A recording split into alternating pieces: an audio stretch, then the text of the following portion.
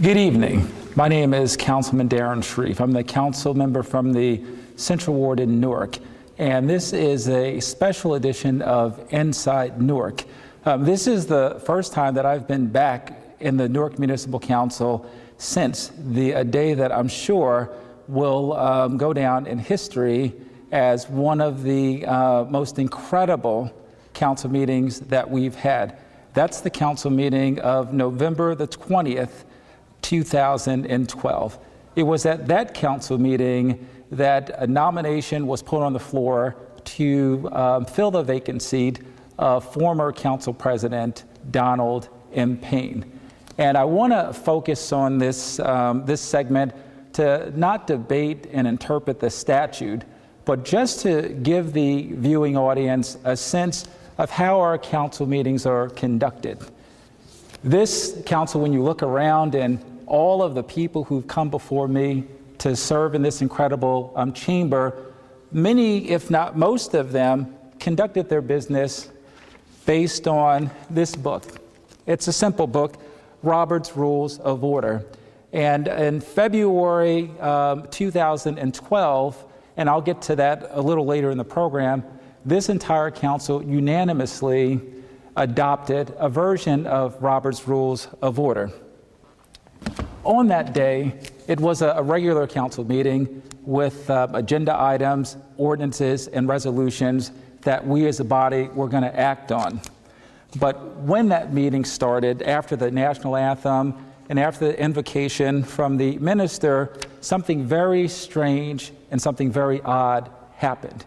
And this is where I want to walk you through exactly what transpired on that day. From the center seat, where you see President, the Vice President, but acting President, Councilman Anibal Ramos, presided over the meeting. And after the roll call by Mr. Marascal, who normally sits here, the meeting was turned over to Mr. Ramos. When many of the council members thought that we would go to the first part of the business on our agenda, and this is the actual agenda, Tuesday, November 20th, 2012, and the first part of that agenda was supposed to be the hearing of citizens. But before we got to the hearing of citizens, Councilmember Ramos read from a statement, and I'm paraphrasing. He said that there was a vacancy created by the election to Congress of our former council colleague, Councilman Donald M. Payne. And the 16th of November was when Councilman Payne submitted his resignation. After that, immediately after that, we had 30 days to decide whether or not we were going to vote on a person to fill that seat. After Councilman Ramos said those words, and again, I'm paraphrasing, he said, I would like to open up the floor for nominations. At that point, myself and at least 3 of my other council colleagues were stunned. We were stunned because there was no appearance of a discussion of the council vacancy on the pre-printed agenda. And Councilman Baraka, who sits right here, attempted to ask a question of Councilman Ramos. Councilman Ramos did not acknowledge Councilman Baraka and instead acknowledged Councilman Gonzalez, who then said that I would like to put into nomination the name of Ms. Shanique Spate. At that point, we were all stunned. We were shocked. We were surprised. We didn't know what was happening. Councilman Baraka again said, I spoke first. Why didn't you acknowledge me? To which Councilman Ramos replied, I didn't hear you. That was very strange for us to hear, because I think, for us to understand, because I think everybody heard Councilman Baraka attempt to ask a question. So after the nomination was made by Councilman Gonzalez, it was seconded by Councilman Augusto Amador. At this point, holy heck broke loose. Myself, Councilman Crump, and Baraka, in attempting to get the attention of Councilman Ramos and our other council colleagues, pleading for a point of order to ask a question about an item that didn't appear on the agenda, we literally got up from our seats, we left the dais, and we came here in the well. And normally right here you would see the podium where residents address our council colleagues. And one after another, I went first. I attempted to beg my council colleague to consider what they were doing to no avail. After I got finished speaking, Councilwoman Crump tried to do the same thing, and Councilman Baraka attempted to do the same thing. As we were talking, Councilman Ramos instructed the clerk, Bob Marasco, to take the vote. And they literally went around. Augusto Amador, yes. Councilman Baraka wasn't at his seat, although he never left the chamber. They marked him absent. Mildred Crump, she never left the chamber. They marked her absent. Carlos Gonzalez, yes. Councilman Quintana, he was in the seat. I think they asked him 3 times. Councilman Quintana, finally, yes. Councilman Ramos, yes. At that point, there are only 4 votes. There are 5 votes required to fill the vacancy. And it was total and complete pandemonium. Now, I want to freeze frame and back up just a bit to explain to the audience what should have happened.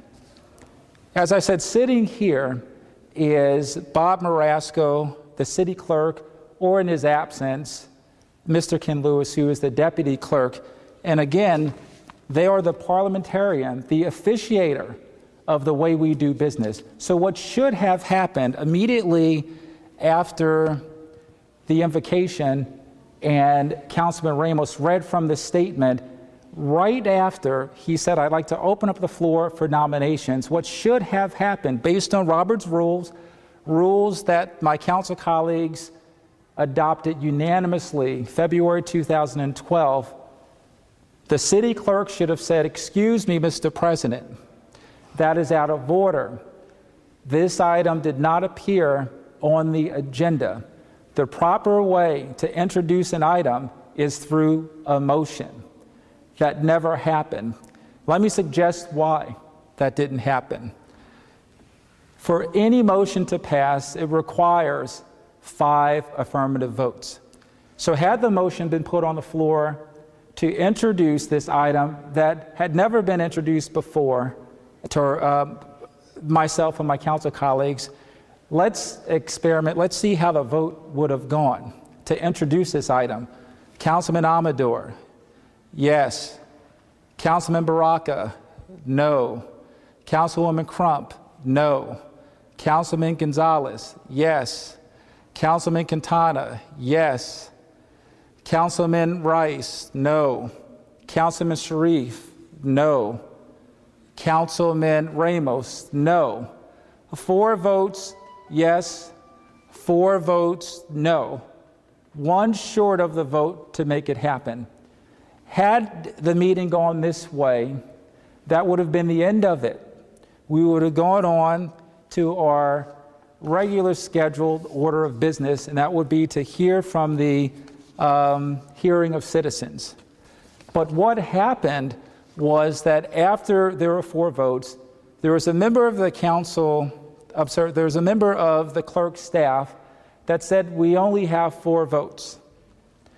At that point, Councilman Baraka, who again never left the council chambers, resumed his place on the dais and indicated to Mr. Marasco that he was here. Mr. Marasco never acknowledged him as here being a 5th person to cast the vote, but what was said by the clerk is something that was very, very telling and to me personally disturbing. And you can hear it on the official taping of the meeting. With only 4 votes cast, a 5th council person there to cast a vote, Councilman Baraka, the clerk, you could hear him very clearly say, is the mayor on his way? Well, as this was going on, and we can't see, right in the corner of the chamber for about 5 or maybe 10 minutes, the mayor was standing in the back.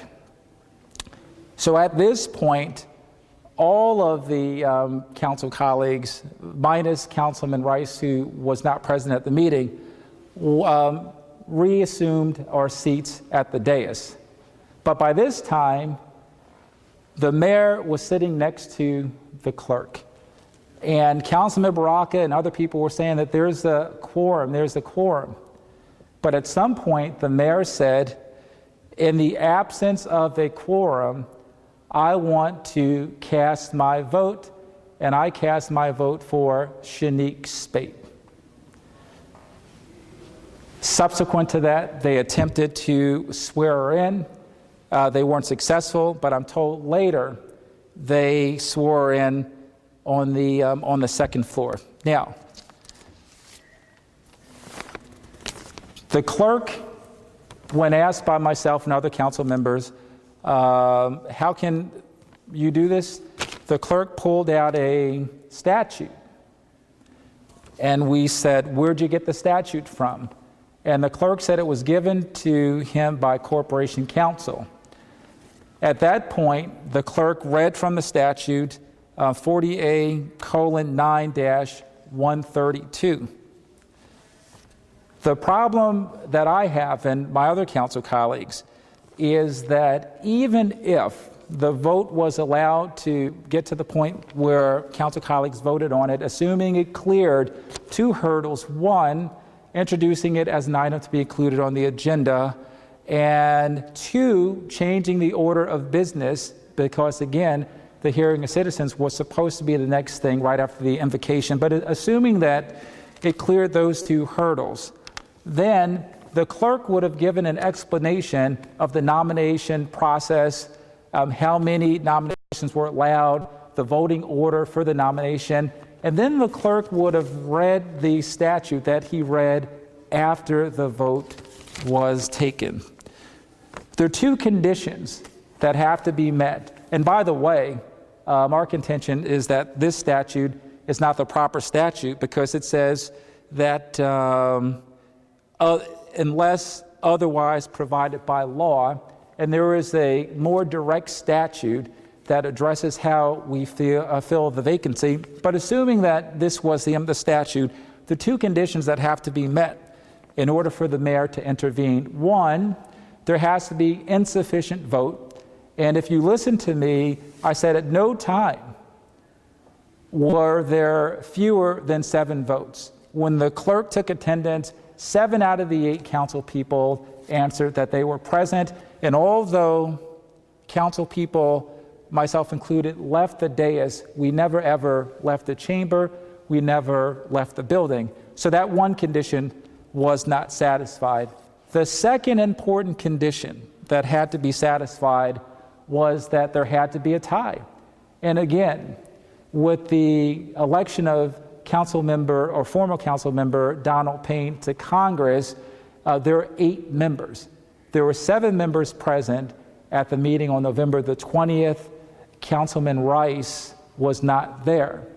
So it was impossible for there to be a tie. There were 7, not 8. So the 2 important conditions that had to be met in order for the mayor to break the tie and to vote were not met. Subsequent to what occurred November the 20th, the mayor and the 4 council members, Amador, Gonzalez, Quintana, and Ramos, filed a complaint in the state superior court to affirm what they did. And so they essentially said that a absence, Councilman Rice wasn't there, equaled a no vote, and that they wanted that decision affirmed. But if it wasn't affirmed, they wanted to have a revote. And in their complaint, they said an abstention equals a no vote. That's important, because what is occurring here is the mayor and the 4 council colleagues, by hook, by crook, council person not being here equals a vote, An abstention, the councilperson not being here equals a no vote. An abstention equals a no vote. So if 3 council people opposing the nomination were not here, or were here, and then 1 was not here, it would still add up to 4 no votes. Or even if all 4 were here and 2 or 1 voted to abstain, that abstention would equal a no vote. This document, it's a resolution. The date of adoption is February the 1st, 2012, a document adopted by every single council person here, even Councilman Payne, who was here when this was adopted. These are the rules, or as we say internally, the laws that dictate how we do business. And I want to, the most important rule that is significant and relevant in this case is rule number 16. And it's important. I want to read it to you because it will make sense given what the mayor and his attorneys are attempting to do in court. So it says, upon any roll call, there shall be no discussion or explanation given by any council member voting, and he shall vote yes or no unless he shall first receive special permission from a majority of the municipal council to explain his vote. Now, this part is critical. A council member may abstain from voting on any matter. Such abstention shall not be counted as a yes or a no vote, but shall be recorded in the minutes. Again, a council member may abstain from voting on any matter. Such abstention shall not be counted as a yes or no vote, but shall be recorded in the minutes. This is important for residents and viewers to understand. It is critical that the mayor convince the judge to essentially rewrite our rules or reinterpret our rules to say that an abstention is no, because if he is not able to achieve this, that means the mayor would never be able to intervene as the tiebreaker.